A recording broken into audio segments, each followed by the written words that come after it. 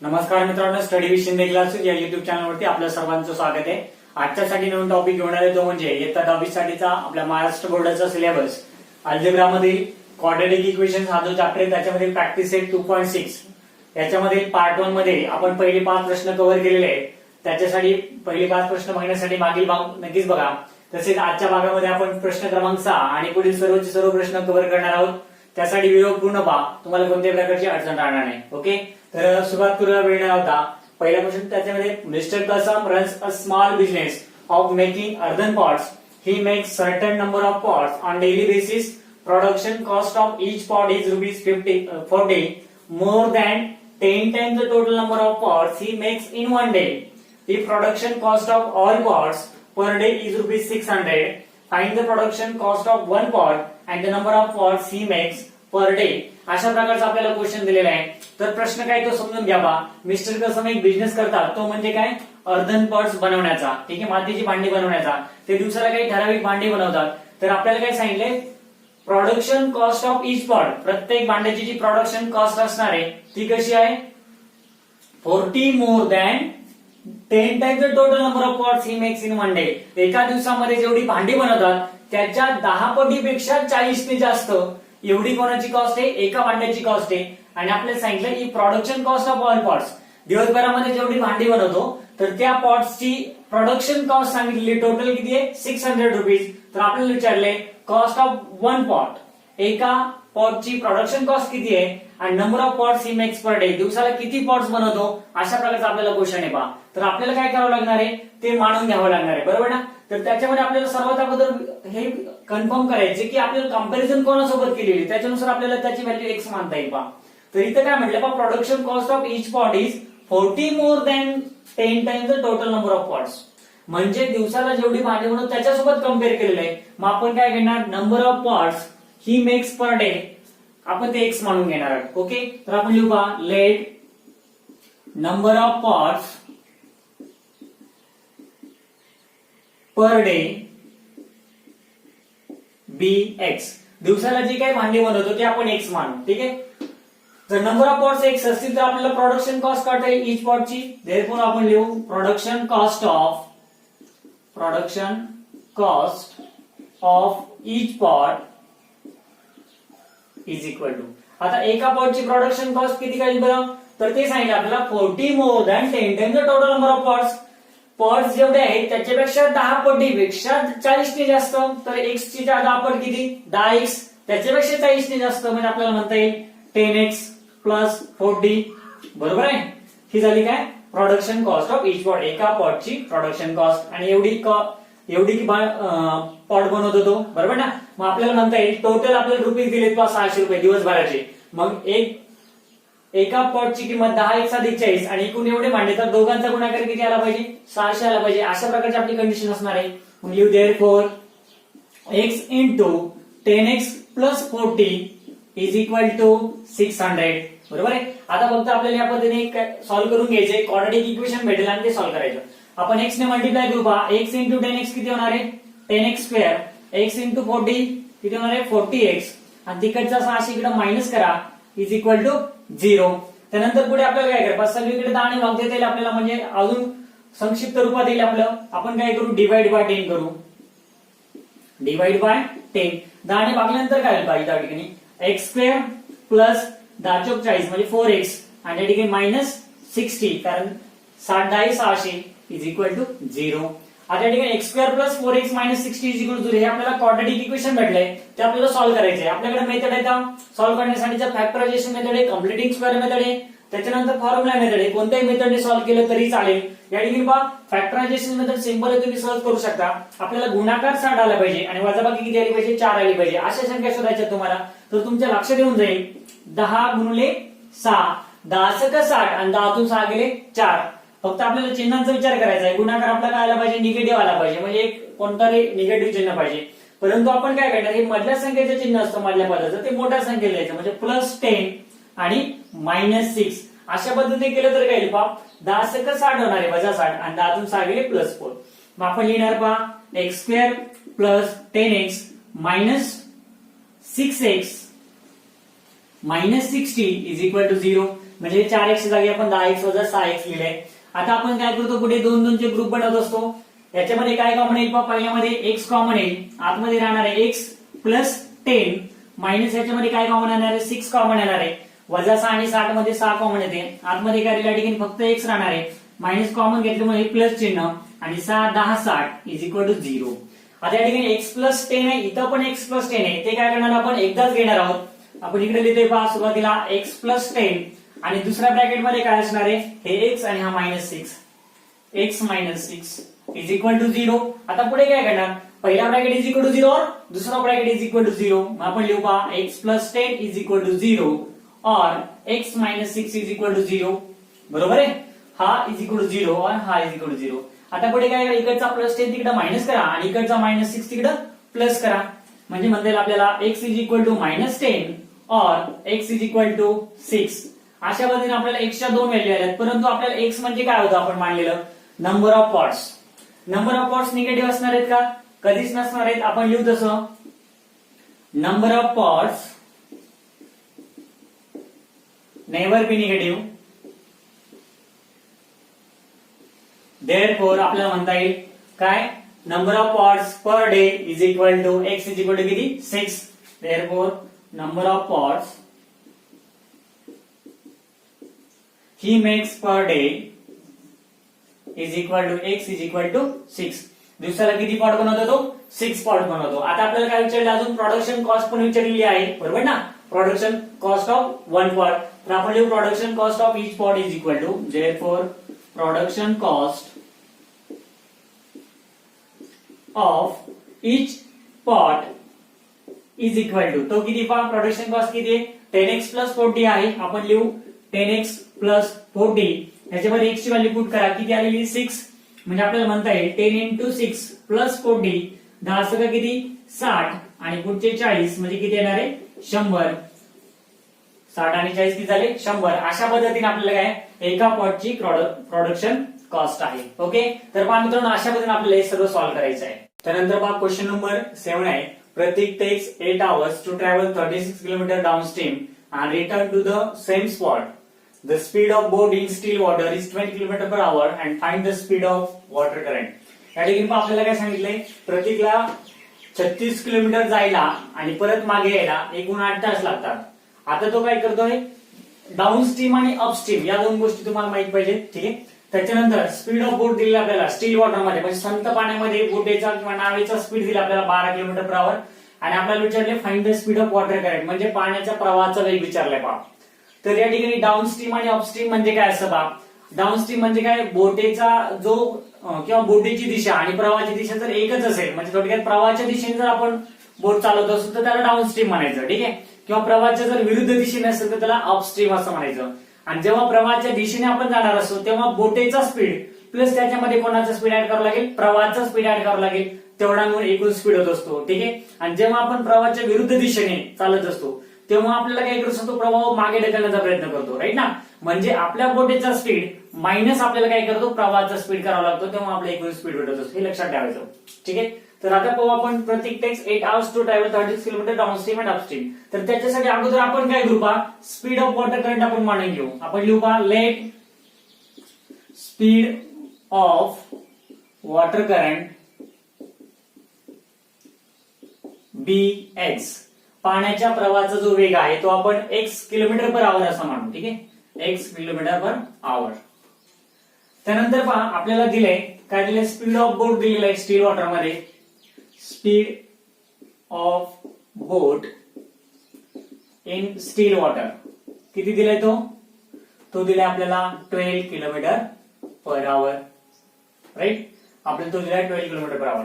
आता पहा डाऊनस्ट्रीमच्या वेळी जर आपण विचार केला काय, स्पीड ऑफ, तो आपल्याला म्हणतोय speed of boat while downstream किंवा speed of boat while upstream. आपण तसं लिहू पहा, therefore speed of boat downstream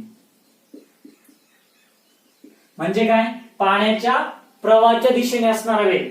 पाण्याच्या प्रवाहाच्या दिशेने काय वेग असेल बरं डाऊनस्ट्रीम म्हटल्यानंतर, तर तो असणार आहे बोटेचा स्पीड प्लस प्रवाहाचा स्पीड. आपल्याला दोन्ही एकत्र करावं लागतील, म्हणजे काय करावं लागेल पहा, इज इक्वल टू बोटीचा स्पीड 12 आणि त्याच्यामध्ये प्रवाहाचा पण म्हणजे 12 plus x kilometre per hour, right. हा काय झालाय डाऊनस्ट्रीम.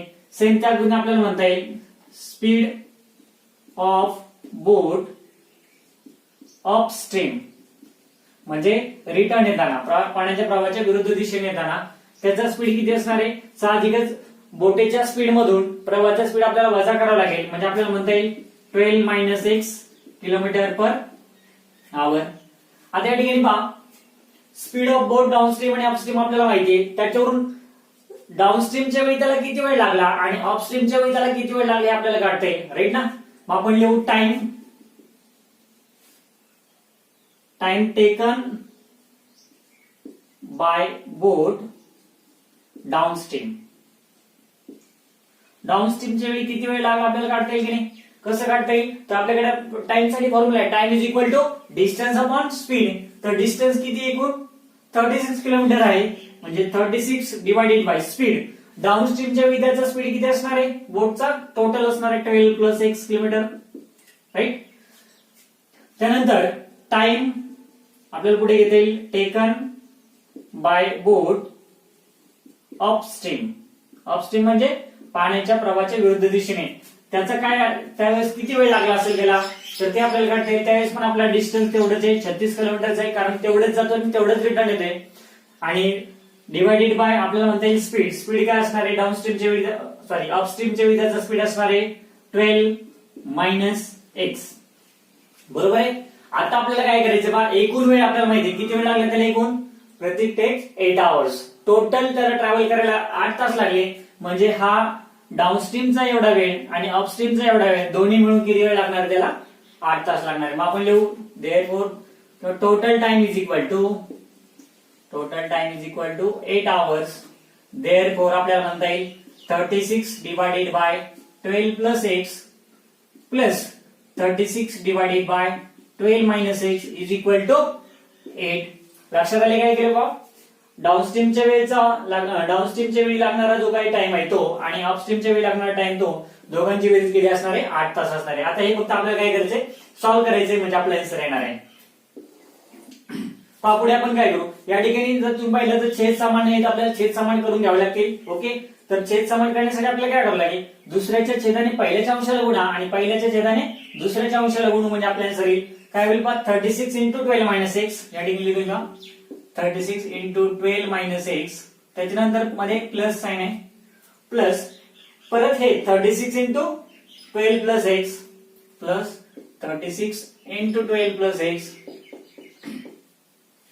डिवाइडेड बाय खाली काय करणार आपण दोघांचा गुणाकार करणार आहोत, divided by 12 plus x into 12 minus x.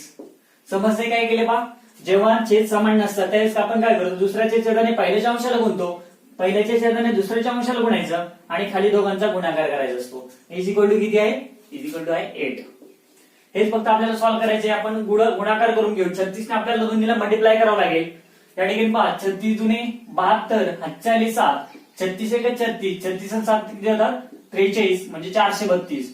त्याच्यानंतर 36 इंटू एक्स किती होणार आहे 36 एक्स होणार आहे, राईट. त्याची इथं पण 36 गुणले 12 तोच आताच गुणाकार किती होणार आहे प्लस 432. त्याच्यानंतर 36 गुणले एक्स करणार आपण किती येणार आहे 36 एक्स आणि डिवाइडेड बाय खाली जर पाहिलं तर 12 plus x into 12 minus x. आपल्याकडे फॉर्म्युला आहे पहा कोणता, ए plus B into A minus बी. काय फॉर्म्युला आहे ए स्क्वेअर मायनस बी स्क्वेअर. हा फॉर्म्युला आपण अप्लाय करू. म्हणजे पहिल्या पदाचा वर्ग 12चा वर्ग किती 144 वजा दुसऱ्या पदाचा वर्ग म्हणजे x चा वर्ग x स्क्वेअर, म्हणजे A plus B into A minus B is equal to A square minus B square. या टाइपचा फॉर्म्युला आपण अप्लाय केलेला आहे.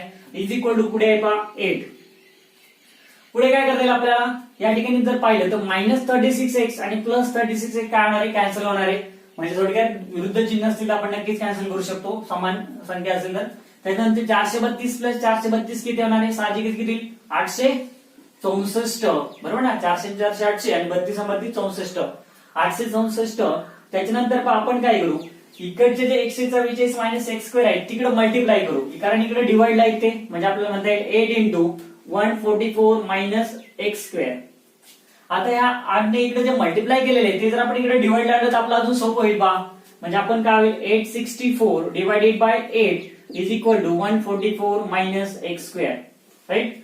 8 8 ला भाग द्या, किती येणार आहे पहा, 8 1 8, त्याच्यानंतर इथं 8 0 0 आणि वरचे 4 घेतले 64 झाले, 8 8 64 म्हणजे किती झालं 108 is equal to 144 minus x square. त्याच्यानंतर तिकडचे 144 आपण इकडे करू, कारण आपल्याला एक्स ची व्हॅल्यू काढायची ना, मग त्याला एकटं ठेवण्याचा प्रयत्न करायचा. किंवा एक काम करू शकतो आपण, तिकडचा वजा एक्स स्क्वेअर आपण इकडे आणू, त्याला प्लस एक्स स्क्वेअर होईल आणि हे 144 जसेच्या तसे ठेवले आपण आणि इकडचा 108 तिकडं वजा 108 केलाय. लक्षात आले काय केलंय, तिकडचा मायनस एक्स स्क्वेअर इकडे आणला प्लस झाला, इकडचा 108 तिकडे दिला मायनस झाला. या ठिकाणी वजाबाकी करून घ्या. X square is equal to काय होईल पहा, 144 मधून 108 गेले तर 6 ठिकाणी किती राहील, 14तून 8 गेले 6 चाल 1, 4तून 1 गेला 3, 36 बरोबर आहे. X square is equal to 36 म्हणजे आपल्याला म्हणता येईल taking square root x is equal to 6. या ठिकाणी आपल्याला दोन वर्गमूळ येतात प्लस 6 आणि मायनस 6. आपण मायनस घेणार नाही कारण speed of water current never be negative right. तर आपला आन्सर आलेले x is equal to 6. Therefore आपण लिहू स्पीड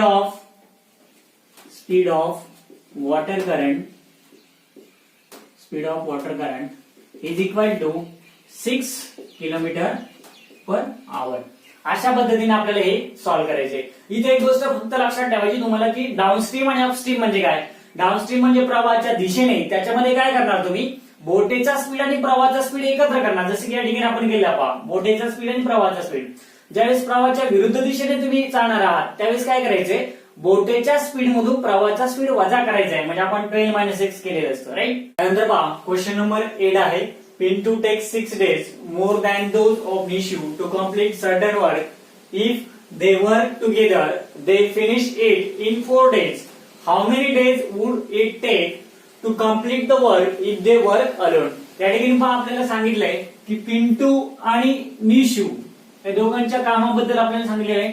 जसं की पिंटूला एक काम करायला निशूपेक्षा 6 दिवस जास्त लागतात, म्हणजे निशूला जेवढे दिवस लागतात ना त्याच्यापेक्षा 6 दिवस जास्त कोणाला लागतात, पिंटूला लागतात. त्याच्यानंतर अजून एक सांगितलं आपल्याला, इफ दे वर्क टुगेदर, जर त्यांनी एकत्र काम केलं तर ते काम किती दिवसात फिनिश करतात, 4 दिवसात ते काम संपवतात. तर आपल्याला विचारले त्यांना प्रत्येकाला सेपरेट जर काम केलं, त्यांनी एकटं काम केलं तर प्रत्येकाला किती दिवस लागू शकतात. ठीक आहे, अशा प्रकारचा आपल्याला क्वेश्चन दिलेला आहे. तर आपण काय करणार, अगोदर कोणाचं तरी वर्क आपण मानून घेणार. जसं की या ठिकाणी आपण कंपॅरिझन पाहिलं तर पिंटूचं कंपॅरिझन केलेलं आहे, कोणासोबत केलंय, निशू सोबत केलेलं आहे. मग आपण निशूचं मानून घ्यायचं. मग आपण काय म्हणू शकतो, let Nishu take X days to complete work alone. Okay, आपण लिहू पहा, let Nishu take X days to complete work. निशूला ते काम पूर्ण करण्याला एक्स दिवस लागतात असं मानू. जर निशूला 1 दिवस लागत असतील तर पिंटूला किती लागतील, देअरफॉर पिंटू टेक्स, तो किती दिवस घेईल पिंटू, आपल्याला काय सांगितलंय 6 days मोर दॅन निशू. निशूला जेवढे दिवस लागतात त्याच्यापेक्षा 6 दिवस जास्त. तर निशूला आपण मानलं एक्स, तर पिंटूला किती होणार आहे, एक्स प्लस 6 days. कोणाला, एकटं काम करण्यासाठी, बरोबर ना. निशूला एक्स डेज आणि पिंटूला एक्स प्लस 6 days. आता आपल्याला काय करायचं पहा, पुढे सांगितलं इफ दे वर्क टुगेदर, जर त्यांनी सोबत काम केलं तर 4 दिवसात पूर्ण करतात. तर आपल्याला त्यांचं एका दिवसाचं काम करते. तर आपण अगोदर काय करू, प्रत्येकाचं एका दिवसाचं काम करून घेऊ, निशूचं पिंटूचं, आणि दोघांनी मिळून एका दिवसाचं किती त्याच्यावर आपल्याला सहज करणार आहे. आपण लिहू therefore Nishu's 1 day work, Nishu's 1 day work is equal to, पहा त्याला एक काम पूर्ण करण्याला x दिवस लागत असतील तर एका दिवसात किती काम पूर्ण होईल, तर आपल्याला काय दिवसांनी त्या कामाला भागावं लागेल, म्हणजे किती येणार आहे 1/x. 1/x एवढं काम होईल पहा. समजतंय, आपण जेव्हा करून एकाची किंमत काढायची असं भागाकार करतो, बरोबर ना. मग निशूला ते काम पूर्ण करण्याला 1 दिवस लागतात ना, मग एका दिवसात तो 1/x काम कम्प्लीट करतो राईट. सेम त्याच पद्धतीने पिंटूज 1 day वर्क आपण काढून घेऊ. पिंटूचं 1 day वर्क किती होईल बरं, एका दिवसाचं काम, तर तो ते काम पूर्ण करायला x प्लस 6 एवढे दिवस लागतात. तर एका दिवसात किती होईल, 1 divided by x plus 6 right. हे झालं त्याचं एका दिवसाचं काम. परंतु आपल्याला काय सांगितले पहा, दोघांनी जर सोबत काम केलं तर ते 4 दिवसात पूर्ण करतात. आपण लिहू together they finish work in 4 days. दोघांनी सोबत काम केलं तर ते 4 दिवसात फिनिश करतात. तर आपण काय करू, दोघांचं एका दिवसाचं काम करता येईल आपल्याला. देअरफॉर आपण म्हणून म्हटल्यास टुगेदर 1 डे वर्क. दोघांचं एका दिवसाचं काम, दोघांनी जर सोबत काम केलं तर एका दिवसात किती होईल पहा. दोघांनी काम केलं तर 4 दिवस लागतात, मग एका दिवसात किती होईल, साहजिकच 1/4 एवढं काम होईल. समजतंय पहा. आता निशूचं एका दिवसाचं काम एवढं आहे, पिंटूचं एका दिवसाचं काम एवढं आहे, आणि दोघांनी मिळून केलं तर एका दिवसाचं काम एवढं आहे. म्हणजे ह्या दोघांची बेरीज किती असायला पाहिजे, 1/4 असायला पाहिजे. समजतंय, कारण सेपरेट काम एवढं आहे एका दिवसाचं. मग दोघांनी मिळून केलं साहजिकच एवढं काम होणार आहे. मग आपण लिहू therefore 1/x plus 1/x plus 6 is equal to 1/4. समजतंय, खूप सिंपल आहे पहा. आता फक्त एवढंच सॉल्व्ह करायचं आपल्याला, म्हणजे आपल्याला स्थिर येणार आहे. आपल्याला या ठिकाणी जर पाहिलं तर तुमच्या लक्षात येऊन जाईल आपल्याला काय करावं लागेल, छेद समान करावं लागतील. म्हणजे दुसऱ्याच्या छेदाने पहिल्याच्या अंशाला गुणायचं, पहिल्याच्या छेदाने दुसऱ्याच्या अंशाला गुणायचं. म्हणजे x plus 6 into 1 x plus 6 होणार आहे, आणि x इंटू 1 फक्त x होणार आहे, आणि मध्ये प्लस चिन्ह.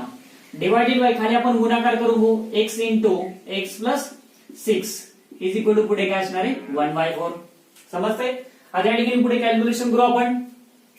x आणि x किती होणार आहे 2x, आणि हे 6, म्हणजे आपण लिहू 2x प्लस 6 डिवायडेड बाय खाली काय राहते पहा, मल्टिप्लाय करून घेऊ खाली आपण.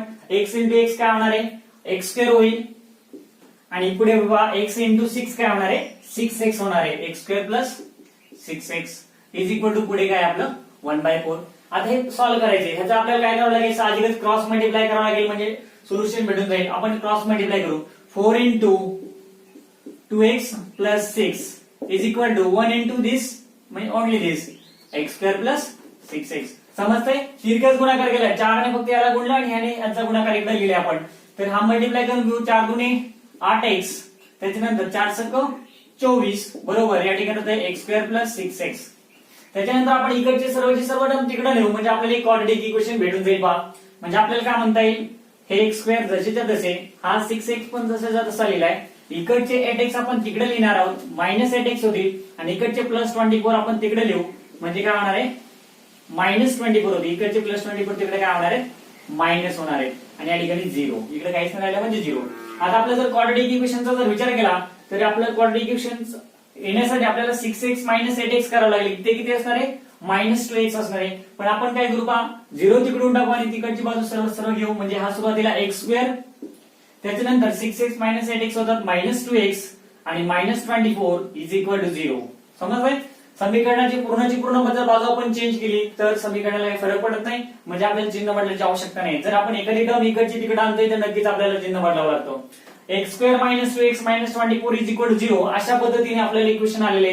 आता आपल्याला गुणाकार 24 आला पाहिजे आणि वजाबाकी आपल्याला 2 आली पाहिजे. अशा संख्या सुद्धा ज्यात तर तुमच्या लक्षात यायला पाहिजे की 6 चौक 24 आणि 6 2 4 गेले 2, म्हणजे आपल्याला 2 जी संख्या असणार आहेत ते कोणत्या असणार आहेत 6 आणि 4. आपण फक्त आता चिन्हांचा विचार करणार आहेत, कोणाला कोणतं चिन्ह द्यायचं.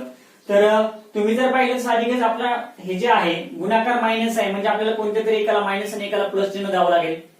मधल्या पदाचं जे चिन्ह असतं ते मोठ्या संख्येला देत जायचं कधी पण. म्हणजे काय होणार आहे -2 हे मायनस चिन्ह आपण मोठ्या संख्येला देणार आणि साधारण छोट्याला प्लस चिन्ह देणार. आता तुम्ही लक्ष द्या, -6 इंटू 4 -24 -6 प्लस 4 -2 राईट. अशा पद्धतीने आपले अवयव पडणार आहेत. आपण ते करून घेऊ. x square minus 6x plus 4x minus 24 is equal 0. फक्त हे जे 2x असतात 2x ऐवजी आपण लिहिलेलं असतं -6x आणि प्लस 4x. त्यानंतर आपल्याला काय करायचे, 2 चे ग्रुप करायचे. पहिल्या ग्रुप मध्ये काय कॉमन येते ते साहजिकच x कॉमन दिसतोय, आपण x घेऊन टाकू कॉमन. आतमध्ये काय राहणार आहे, इथं फक्त x राहणार आहे आणि इथं -6 राहणार आहे राईट. त्याच्यानंतर पुढे जर पाहिलं तर 4x आणि 24 यांच्यामध्ये साहजिकच 4 कॉमन येईल बरोबर आहे. 4 जर कॉमन घेतलं तर आतमध्ये इथं राहणार आहे x आणि 4 सक 24 -6. इथं जो ब्रॅकेट असतो तो आलेला असतो इथं इज इक्वल टू 0. आता आपण तो ब्रॅकेट एकदाच लिहिणार आहोत, म्हणजे काय होईल पहा x -6 इंटू सेकंड ब्रॅकेट, दुसऱ्या ब्रॅकेट मध्ये काय लिहायचं आपल्याला x आणि हा +4 लिहून टाकायचा आहे. x + 4 is equal to 0. आता दोन ब्रॅकेटचं मल्टिप्लिकेशन 0 असेल तर आपण काय करणार, पहिल्या ब्रॅकेट इज इक्वल टू 0 और दुसरा ब्रॅकेट इज इक्वल टू 0. म्हणजे आपल्याला म्हणता येईल x -6 इज इक्वल टू 0 और x + 4 इज इक्वल टू 0. त्यानंतर इकडचा -6 तिकडे +6 करा आणि इकडचा +4 तिकडे मायनस करा. म्हणजे आपल्याला म्हणता येईल x इज इक्वल टू 6 और x इज इक्वल टू -4 अशा पद्धतीने आपल्याला दोन व्हॅल्यू आलेले आहेत. ओके, परंतु आपल्याला काढायचं काय होतं पहा, आपल्याला प्रत्येकाचं सेपरेट वर्क काढायचंय. तर सुरुवातीला आपण म्हणलं Nishu takes x days to complete work, म्हणजे निशूला किती दिवस लागतात. नंबर ऑफ डेज जे असणार ते निगेटिव्ह असतील का, कधीच नसणार आहेत. आपण तसं लिहू पहा, number of days never be negative. Therefore आपल्याला काय म्हणता येईल, x इज इक्वल टू 6. बरोबर आहे, म्हणजे x ची व्हॅल्यू 6 आलेली आहे, म्हणजे आपल्याला आन्सर फायनल असं लिहिता येईल. त्यांना प्रत्येकाला सेपरेट वर्क अलोन जर त्यांनी एकटं काम केलं तर किती दिवस लागतात, तर आपण लिहू निशू टेक्स 6 डेज. निशूला किती दिवस लागतील, 6 दिवस लागतील. आणि पिंटूला किती लागतील, x + 6 म्हणजे 6 + 6 12 दिवस लागतील. त्यामध्ये आपल्याला आन्सर लिहिता येईल Nishu takes 6 days alone. Right, एकट्याला जर काम करायचं असेल तर त्याला 6 दिवस लागतील टू कम्प्लीट द वर्क. ते कम्प्लीट करून घ्या तुम्ही पुढे. आणि पिंटू टेक्स किती होईल ते, x + 6 म्हणजे आपल्याला म्हणता येईल 6 + 6 म्हणजे किती 12 days to complete the work. समजतंय. तर पहा मित्रांनो, अशा पद्धतीने आपल्याला सॉल्व्ह करायचं. त्यानंतर पहा क्वेश्चन नंबर 9 आहे. If 460 is divided by a natural number, quotient is 6 more than 5 times the divisor and remainder is 1, find quotient and divisor. या ठिकाणी आपल्याला सांगितलं 460 ला जर एखाद्या संख्येने भागलं, एखाद्या नैसर्गिक संख्येने भागलं, तर क्वोशंट जो असतो म्हणजे भागाकार जो आहे 6 more than 5 times the divisor, जो भाजक आहे ज्याने आपण भागतोय त्याच्या 5 पटीपेक्षा 6 ने जास्त आहे. तर आपल्याला रिमाइंडर किती आहे, 1 आहे. तर आपल्याला विचारलं तो क्वोशंट किती आहे आणि डिव्हिजर किती आहे. त्या ठिकाणी आपल्याला काय करावं लागेल पहा, सुरुवातीला ज्याच्यासोबत कंपॅरिझन केली ना तो मानून घ्यावा लागेल. या ठिकाणी काय सोबत केले, quotient is 6 more than 5 times the divisor, म्हणजे डिव्हिजर सोबत कंपॅरिझन केलेली आहे. मग आपण काय करणार, डिव्हिजर मानून घेऊ. आपण लिहू लेट डिव्हिजर बी एक्स. डिव्हिजर आपण काय केला, एक्स मानला. जर डिव्हिजर एक्स असेल तर आपल्याला क्वोशंट काढता येईल ना, कसं काढता येईल, देअरफॉर क्वोशंट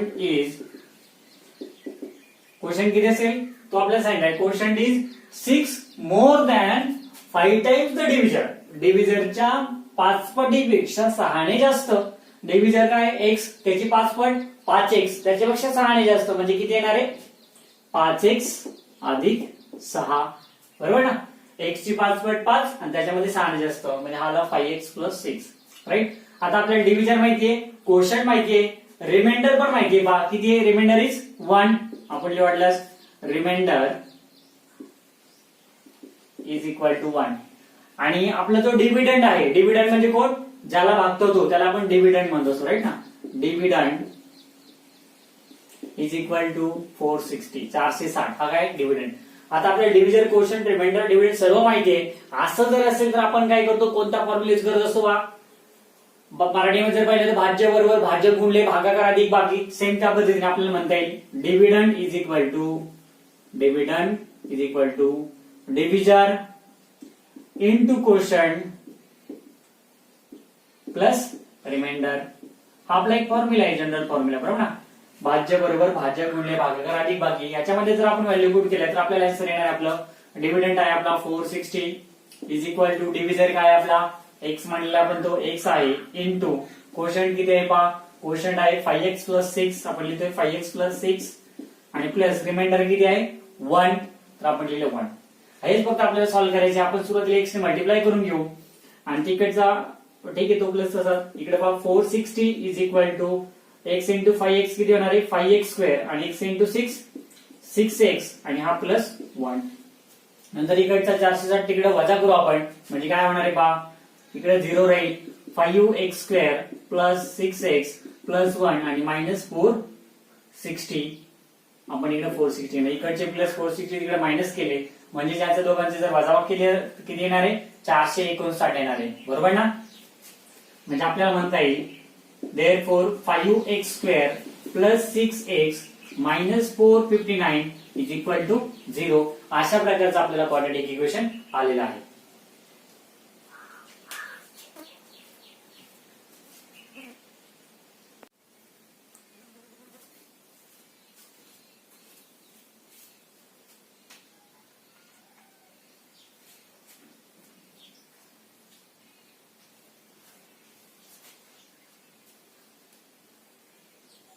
आता मग आपल्याला पुढे काय करावं लागेल, हे जे 5x² + 6x - 459 आहे ते आपल्याला सॉल्व्ह करायचे. ते कशा पद्धतीने आपण सॉल्व्ह करणार पहा, तर आपल्याला गुणाकार किती आला पाहिजे, 459 × 5 एवढा गुणाकार आला पाहिजे आणि वजाबाकी किती आली पाहिजे, 6 आली पाहिजे. तर आपण तो गुणाकार किती ते अगोदर करून बघू पहा. 459 × 5, 459 × 5 किती गुणाकार येतो पहा. 5 × 9 45, हातच्याले 4, 5 × 5 25 × 4 29, हातच्याले 2, 5 × 20 = 2 22, म्हणजे 2295 एवढा गुणाकार आला पाहिजे आणि वजाबाकी किती आली पाहिजे, 6. अशा दोन संख्या आपल्याला शोधायच्या आहेत. जर हे फॅक्टर्स पाडताना तुम्हाला अडचण येत असेल तर तुम्ही काय करायचं पहा, ह्याचे काय करायचे, अगोदर फॅक्टर्स पाडून घ्यायचे, प्राईम फॅक्टर्स, आणि त्याच्यानंतर मग काय करायचं, आपण लॉजिक लावायचं की कोणत्या प्रकारे आन्सर असणार आहे. पहा आपण ते फॅक्टर्स पाडून घेऊ. समजा 2295, याला जर पाहिलं सर्वात सुरुवातीला कितीने भाग जाईल, 2 × 4 आणि 5 9 9 18 म्हणजे 3 ने भाग जातोय, बरोबर ना. आपल्याला म्हणता येईल 3 ने दिलं तर 3 × 7 = 21, खाली उरला 1 19 झाले. आपल्याला म्हणता येईल 3 × 6 = 18, खाली उरला 1 15 झाले आणि 3 × 5 = 15, राईट. पुन्हा 3 ने जातोय का बघा, 6 × 5 = 11 7 18, नक्की 3 ने भाग जाईल. आपल्याला म्हणता येईल 3 × 2 = 6, खाली उरला 1 16 झाले, 3 × 5 = 15, खाली उरला 1 परत 15 झाले, 3 × 5 = 15, राईट. आता किती होते, 5 × 5 = 12, नक्कीच परत 3 ने भाग जातोय, म्हणजे पहा 3 × 8 = 24 आणि वरचा 1 3 × 5 = 15, 85 झाले. आता मात्र 3 ने भाग जाणार नाही. आता किती जाईल, 5 ने द्यावं लागेल. 5 ने दिला तर किती येणार आहे, 17 × 5 = 85 म्हणजे 17 येणार आहे, राईट. आणि इकडे किती भाग जाईल, 17 × 1 = 17.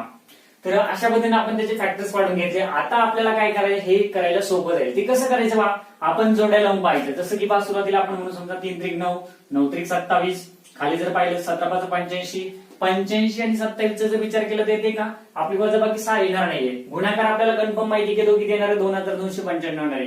फक्त आपण काय करायचं, वजाबाकी तेवढे येते बघायचं, तशी नाही येत. मग आपण एक काम करू, हे 3 × 9 त्याच्यानंतर हे 3 × 5 = 15, बरोबर. ते सॉरी 3 × 9 9 × 5 = 45, हे जर 45 घेतले आणि हे 17 × 51, बरोबर ना. हे 3 × 9 आणि हे 9 × 5 = 45 आणि हा 17 × 51, मग थोडक्यात 45 आणि 51 यांचा जर गुणाकार केला तर तो 2295 येणार आहे. आणि त्यांची जर आपण वजाबाकी केली तर 51 मधून 45 गेले किती राहणार आहे, साहजिकच 6 उत्तर येणार आहे आपलं, बरोबर आहे. म्हणजे आपल्या दोन संख्या कोणत्या आलेल्या आहेत, 51 आणि 45, ते आपण सॉल्व्ह करणार आहोत. ठीक आहे. तर या ठिकाणी आपण लिहून घेऊ, therefore 5x² + 51x, 51 आणि 25 होता, 51x - 45x - 459 = 0. समजतंय. आपण काय केलं, 6x ऐवजी आपण लिहिलं 51x - 45x, 51 मधून 45 गेले 6x राहत असतात. ठीक आहे. आता या ठिकाणी आपण 2 चे ग्रुप करणार आहोत. पहिल्या ग्रुपमध्ये काय कॉमन येते पहा, पहिल्या ग्रुपमध्ये जर तुम्ही पाहिलं तर या ठिकाणी 5 आणि 51 त्याच्यामध्ये काहीच कॉमन नाही, फक्त x कॉमन येतोय. तर आपण x लिहू पहा, x × ब्रॅकेट आपल्याला म्हणता येईल 5x, बरोबर ना. 5x राहिला आणि या ठिकाणी किती राहिला, +51 राहिलेला आहे, राईट. त्याच्यानंतर पहा या ठिकाणी पहा -45x आणि -459 यांच्यामध्ये काय कॉमन आहे, तर मायनस कॉमन येणार आहे. आणि संख्येच्या बाबतीत जर विचार केला तर समजा तुमच्या लक्षात नाही आलं तर तुम्ही इथं बघायचं पहा, पहिल्या ब्रॅकेटमध्ये सुरुवातीला काय 5x आहे, मग इथं पण जो ब्रॅकेट असणार त्याच्यामध्ये 5x असणार आहे. जर 5x इथे ठेवायचे तर आतमध्ये काय 5 9 25 म्हणजे साहजिकच 9 कॉमन येणार आहे. मग आपल्याला म्हणता येईल जर -9 कॉमन घेतलं तर आतमध्ये राहील पहा 9 5 25 म्हणजे 5x वजा 9 ने जर भाग दिला तर या ठिकाणी 9 5 25 आणि 9 1 9 म्हणजे 51 शिल्लक राहणार आहे = 0. अशा पद्धतीने हा जो ब्रॅकेट आलाय, सॉरी या ठिकाणी मायनस साइन कॉमन घेतल्यामुळे आतमध्ये काय होणार आहे, प्लस होणार आहे, बरोबर ना. मायनस कॉमन घेतल्यामुळे आतमध्ये प्लस होत असतो. आता 5x + 51 आहे, आपण काय घेणार आहोत, एकदाच लिहिणार आहोत. आपण लिहू 5x + 51 इनटू सेकंड ब्रॅकेट, दुसऱ्या ब्रॅकेट मध्ये आपल्याला काय लिहिता x - 9 x - 9 = 0. आता आपल्याला काय करायचं, फक्त सेपरेट करा, म्हणजे आपल्याला म्हणता येईल 5x + 51 = 0 or x - 9 = 0. नंतर इकडचा +51 तिकडे मायनस करा आणि इकडचा -9 तिकडे प्लस करा, म्हणजे काय होईल 5x = -51 or x = 9. या ठिकाणी x = 9 डायरेक्ट आलेले आणि या ठिकाणी x ची व्हॅल्यू काढली तर किती येणार आहे पहा 51 / 5, कारण 5 ने मल्टिप्लाय केले तिकडे आपण डिवाइड केले आणि हा मायनस साइन आहे. तर x च्या दोन व्हॅल्यू आपल्याकडे आलेल्या आहेत, ते म्हणजे -51/5 आणि x = 9. परंतु पहा आपल्याला काय सांगितलेलं आहे, डिवायडेड बाय नॅचरल नंबर, म्हणजे आपला जो डिव्हिजन असणार तो कसा असला पाहिजे, नॅचरल नंबर असला पाहिजे. आणि ह्याच्यापैकी कोणता नॅचरल नंबर आहे, ही नॅचरल नंबर आहे. ही नॅचरल नंबर आहे का, नाहीये. मग आपण लिहू शकतो x = -51/5 is not natural number therefore x is equal to आपण किती घेणार आहोत 9 घेणार आहोत. आपला आन्सर आलेला 9. x इज इक्वल टू 9 म्हणजे x म्हणजे काय होतं आपलं डिव्हिजर होता. आपल्याला क्वोशंट आणि डिव्हिजर विचारलाय मग आपण लिहू therefore divisor is equal to x is equal to 9. Divisor आपल्याला 9 आणि दुसरं काय क्वोशंट विचारलाय तर क्वोशंट साठी आपल्याला फॉर्म्युला आहे 5x + 6 आपण काढला. therefore quotient is equal to पुढे म्हणू आपण 5x + 6 म्हणजे आपल्याला काय म्हणता येईल 5 गुणिले 9 5 × 9 + 6 म्हणजे 5 9 45 आणि अधिक 6 किती येणार आहे 51 इज द आन्सर. म्हणजे आपला क्वोशंट किती आला 51 आलेला आहे. समजतंय का मित्रांनो. आपण फक्त काय केलेलं आहे dividend is equal to divisor into quotient plus remainder हा फॉर्म्युला अप्लाय केला. तर मग क्वेश्चन नंबर 10 आहे तो लास्ट क्वेश्चन आहे तो म्हणजे quadrilateral ABCD trapezium AB is parallel to CD. Its area is 33 cm square. Find the lengths of all sides of quadrilateral ABCD. या ठिकाणी आपल्याला एक पार्ट ट्रॅपेझियम दिलेला आहे ABCD नावाचा. ठीक आहे त्याच्यामध्ये सांगितलंय AB ही जी लाईन आहे AB आणि CD कशा आहेत पॅरलल लाईन आहे. ठीक आहे त्याच्यानंतर AM जर पाहिलं तर ती AM इज परपेंडिक्युलर टू DC आहे म्हणजे AM ही त्या ट्रॅपेझियमची काय हाईट आहे आपल्याला म्हणता येईल. ओके त्याच्यानंतर आपल्याला काय सर्व साईड फाइंड आउट करायचं पाहिजे. AB काढायचे BC काढायचे DC काढायचे आणि AD काढायचे. याच्यामध्ये काय व्हॅल्यू दिले पहा AB ची व्हॅल्यू x दिली याची x-2 AM x-4 दिलेला आहे आणि आपल्याला DC दिले 2x + 1. ओके तर आपल्याला बुक मध्ये ऍक्टिव्हिटी दिली आहे त्या ऍक्टिव्हिटीनुसार सॉल्व्ह करायचे. तर सुरुवात अशी दिली की क्वाड्रिलॅटरल एबीसीडी ट्रॅपेझियम जर हा ट्रॅपेझियम आहे तर त्याचा एरिया काढण्याचा फॉर्म्युला सर्वांना माहिती आहे. काय फॉर्म्युला असतो area of quadrilateral ABCD is equal to किंवा एरिया ऑफ ट्रॅपेझियम आपल्याला म्हणता येईल 1/2 इंटू पॅरलल साइडची बेरीज त्याला म्हणतो sum of parallel sides into height या टाइपचा आपला फॉर्म्युला आहे. या ठिकाणी आपलं already 1/2 into AB + CD AB आणि CD म्हणजे पॅरलल लाईनची बेरीज इंटू हाईट म्हणजे कोण AM आपल्याला म्हणता येईल या ठिकाणी AM आणि बाकीचं आपण या ठिकाणी सॉल्व्ह करतोय पहा. तर आपल्याला क्वाड्रिलॅटरल एबीसीडी दिलेला आहे किती दिलाय 33 इज इक्वल टू 1/2 इंटू या ठिकाणी आपल्याला सांगता येईल आता AB ची व्हॅल्यू किती आहे x आहे प्लस CD ची व्हॅल्यू किती आहे 2x + 1 आपण लिहू डायरेक्ट 2x + 1 इंटू AM ची व्हॅल्यू किती आहे पहा x-4 आपण व्हॅल्यू पुट केल्या फक्त बरोबर आहे. त्यानंतर पुढे काय करतो या ठिकाणी 2 ने डिवाइड केले इकडे मल्टिप्लाय करू म्हणजे आपल्याला म्हणता येईल 33 इंटू 2 इज इक्वल टू या ठिकाणी पहा यांची बेरीज करून घ्या अगोदर x + 2x किती होते 3x आणि +1 इंटू सेकंड ब्रॅकेट करायचे x-4 यांच्यामध्ये मल्टिप्लिकेशन आहे राईट.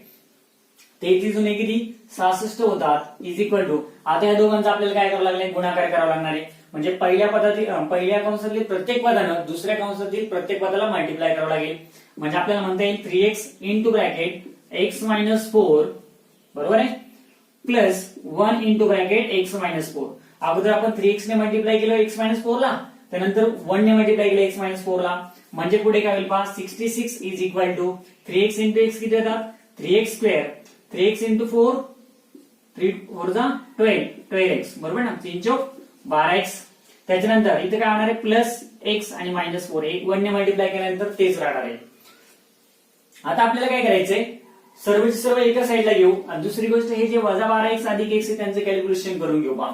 या ठिकाणी पुढे करतोय पहा मी 3x² मायनस या ठिकाणी किती होणार आहे -12x आणि प्लस x म्हणजे -11 होणार आहे बरोबर ना 12 तून 1 गेला -11 मग आपण लिहू पहा therefore 3x² minus 11x 3x² minus 11x त्याच्यानंतर इकडचा 66 तिकडे वजा करावा लागेल म्हणजे हा -4 पहिला आणि -66 इज इक्वल टू 0. आपण पहा इकडे 0 होता आपण डायरेक्ट पूर्णची पूर्ण बाजू चेंज केलेली बरोबर ना इकडची बाजू पूर्ण इकडे आलेली -66. त्यानंतर पुढे काय therefore 3x² minus 11x याचं किती -70 इज इक्वल टू 0. समान चिन्ह असतं तर आपण काय करतो बेरीज करतो जे चिन्ह असेल ते. आता जर पाहिलं तर हा क्वाड्रॅटिक इक्वेशन आहे ते सॉल्व्ह करायचं आपल्याला. या ठिकाणी पाहिलं तर 70 गुणिले 3 गुणाकार किती आला पाहिजे 70 गुणिले 3 210 210 आपल्याला गुणाकार आला पाहिजे आणि वजाबाकी किती आली पाहिजे 11 आली पाहिजे असे संख्या शोधायचे आपल्याला. तर तुमच्या लक्षात येईल की 21 आहे 210 21 सोडून 10 गेले 11 सहज लक्षात आलं पाहिजे. म्हणजे आपल्याला म्हणता येईल दोन संख्या 21 आणि 10 परंतु चिन्ह कोणतं द्यायचं तर मधल्या पदाचं चिन्ह मोठ्या संख्येला द्या म्हणजे मायनस आणि दुसऱ्या संख्येला मग साहजिकच प्लस. तर गुणाकार होईल आपला 21 10 आहे 210 वजा आणि 21 मधून 10 गेले 11 ते पण वजा समजते. आता आपण पुढे काय होईल therefore आपल्याला म्हणता येईल 3x² minus 21x plus 10x -70 is equal to 0. त्यानंतर आपण काय करणार, दोन दोनचे ग्रुप करून घेऊ. पहिल्या ग्रुप मध्ये काय कॉमन येतील पहा, x आणि x² च्या बाबतीत x कॉमन येतोय, 3 आणि 21 च्या बाबतीत 3 कॉमन येतोय. जर 3x कॉमन घेतलं तर आतमध्ये काय शिल्लक राहतो, या ठिकाणी फक्त x राहणार आहे. आणि या ठिकाणी हा x कॉमन घेतला, 21 पैकी 3 7 21 म्हणजे x 7 होणार आहे. राईट. इकडे पहा 10x आणि 70 मध्ये साहजिक 10 कॉमन येईल, आतमध्ये राहणार आहे x -10 70 म्हणजे -7 इज इक्वल टू 0. राईट. त्यानंतर x 7 जो आहे आपण एकदाच घेणार आहे, म्हणजे होईल पहा x 7 इंटू सेकंड ब्रॅकेट काय शिल्लक राहते, 3x + 10 3x + 10 is equal to 0. आता दोन ब्रॅकेट आल्यानंतर आपण काय करतो, पहिल्या ब्रॅकेट इज इक्वल टू 0 और दूसरा ब्रॅकेट इज इक्वल टू 0, म्हणजे आपल्याला म्हणता येईल x 7 इज इक्वल टू 0 और 3x + 10 इज इक्वल टू 0. म्हणजेच इकडचा -7 तिकडे प्लस करा, x इज इक्वल टू 7 और पुढे सांगता येईल आपल्याला, पुढे काय सांगता येईल, 3x + 10 इज इक्वल टू 0 म्हणजे इकडचा +10 तिकडे मायनस करा आणि 3 ने तिकडे डिवाइड करा, म्हणजे आपल्याला डायरेक्ट म्हणता येईल x is equal to -10 divided by 3. अशा पद्धतीने दोन व्हॅल्यू आलेल्या आहेत आपल्याला. परंतु आपल्याला फाइंड आउट काय करायचंय, लेंथ ऑफ ऑल साइड्स विचारले. ठीक आहे. आता लेंथ कधी निगेटिव्ह असते का, नक्कीच नसते. मग आपण x इज इक्वल टू -10 घेणार नाही, कारण का लेंथ नेव्हर बी निगेटिव्ह. जसं आपण लिहूया या ठिकाणी, length never be negative, therefore x is not equal to -10/2 आपण घेणार नाही. आपल्या x ची व्हॅल्यू काय घेणार आहे, 7 घेणार आहोत आपण. राईट ना, आपण x घेणार आहोत 7. आता आपल्याला सर्वची सर्व साइड फाइंड आउट करायचे, मग आपण एक एक करू. सुरुवातीला AB घेऊ, therefore AB is equal to, किंवा लेंथ AB म्हणता येईल आपल्याला, की किती आहे x, म्हणजेच आपल्याला म्हणता येईल 7 युनिट. हा युनिट आपल्याला पाहिजे सेंटीमीटर स्क्वेअर दिलेला आहे, त्याच्यामुळे आपण इथे काय घेऊ, सेंटीमीटर घेऊ पहा, 7 सेंटीमीटर. त्याच्यानंतर आपण पुढे फाइंड आउट करू. समजा BC आणि AD कसे असणार, इक्वल असणार. या ठिकाणी दिले पहा इक्वलचं चिन्ह आहे, म्हणजे AD आणि BC इक्वल आहेत. मग आपण लिहू therefore AD is equal to BC is equal to किती आहे, x - 2 म्हणजे आपल्याला म्हणता येईल 7 - 2 किती येणार, ती 5 सेंटीमीटर. 7 गेले 5 सेंटीमीटर. त्याच्यानंतर राहिली कोणती, आता फक्त DC शिल्लक राहिली, ती आहे 2x + 1. therefore DC is equal to 2x + 1. Value put करा त्याच्यामध्ये. x ची व्हॅल्यू किती आहे 7, म्हणजे किती येणार पहा, 2 × 7 + 1 म्हणजे किती येईल, ती 7 × 2 = 14 आणि 1 किती झाले 15 सेंटीमीटर. तर अशा पद्धतीने आपल्याला काय करायचंय, या व्हॅल्यू काढायच्या आहेत. ओके. तर पहा मित्रांनो, आपण हा जो प्रॅक्टिस सेट 2.6 आहे त्यामध्ये सर्वचे सर्व प्रश्न कव्हर केलेले आहेत. जर याच्यामध्ये तुम्हाला काही डाऊट असेल तर तुम्ही नक्की मला कमेंट करून सांगा. तसेच तुम्हाला व्हिडिओ कसा वाटला ते पण तुम्ही मला कमेंटमध्ये सांगू शकता. त्याचबरोबर आपला जर व्हिडिओ आवडला असेल तर लाईक करा, त्याचबरोबर आपलं चॅनल सबस्क्राईब करा आणि आपल्या मित्रांना शेअर करा. आणि तसेच जर बेल आयकॉन प्रेस केलं तर आपल्याला नवीन व्हिडिओचं नोटिफिकेशन जाईल, त्यासाठी नक्कीच प्रेस करा. धन्यवाद.